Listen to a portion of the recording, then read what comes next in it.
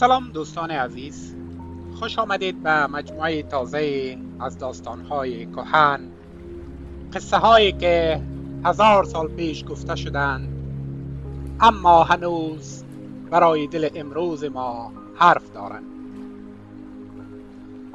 من راوی شما هستم و قرار است با هم در هر قسمت بخشی از بزرگترین داستان حماسی جهان را مرور کنیم. شاهنامه حکیم فردوسی، دفتر خرد و پهلوانی.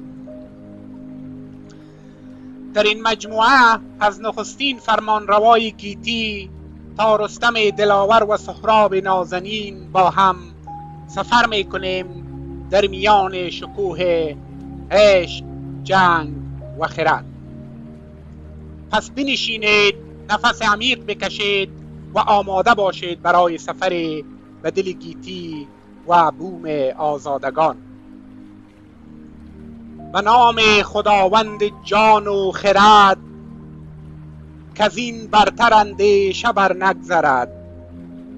خداوند نام و خداوند جای، خداوند روزیده و رهنمای.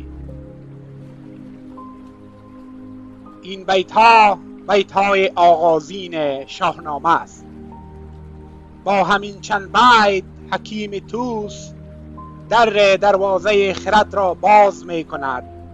میگه هر چیزی که گفتید باید با یاد خدا و با چراغ خرد شروع شود، چون خرد روشنایی انسان است در تاریکی دنیا.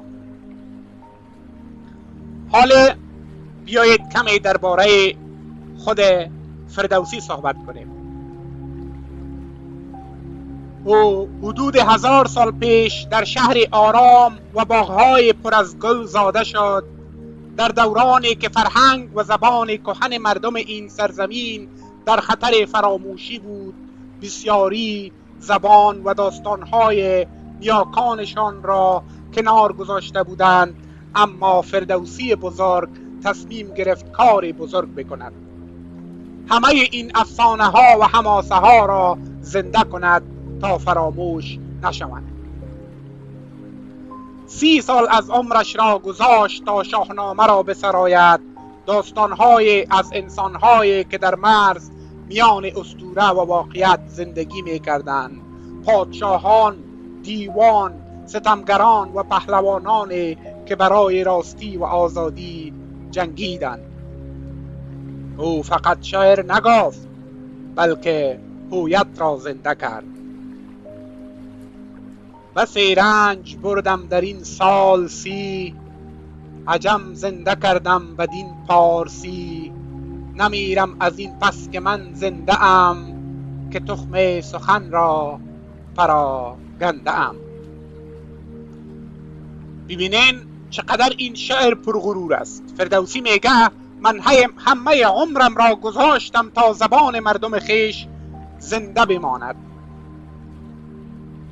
انسان ها میمیرن اما سخن نیکو باقی میماند و حق هم داشت. 1000 سال گذشته و هنوز شعرش زنده است.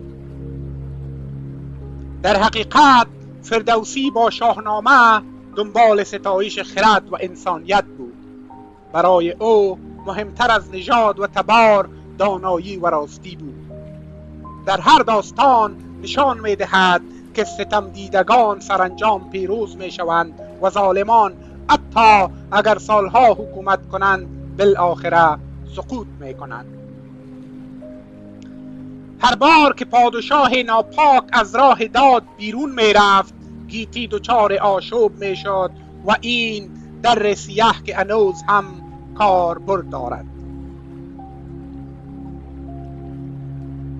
یعنی این درس است که هنوز هم کاربرد دارد. حالا بیایید این پیام فردوسی را با زندگی امروزمان مقایسه کنیم. چند نفر از ما اطرافمان دیدیم کسانی را که سالها با تلاش و خوبی بالا رفتند، اما وقتی مغرور شدند سقوط کردند. یا کسانی که با راستی و صداقت مسیرشان را رفتند و شاید دیر ولی بالآخره پیروز شدند. حکیم فردوسی انگار از 1000 سال پیش برای امروز ما حرف میزند که خرد، فروتنی و راستی ستونهای موفقیت هر انسان و هر جامعه اند. پس در این مسیر شنیدنی با من همراه باشید.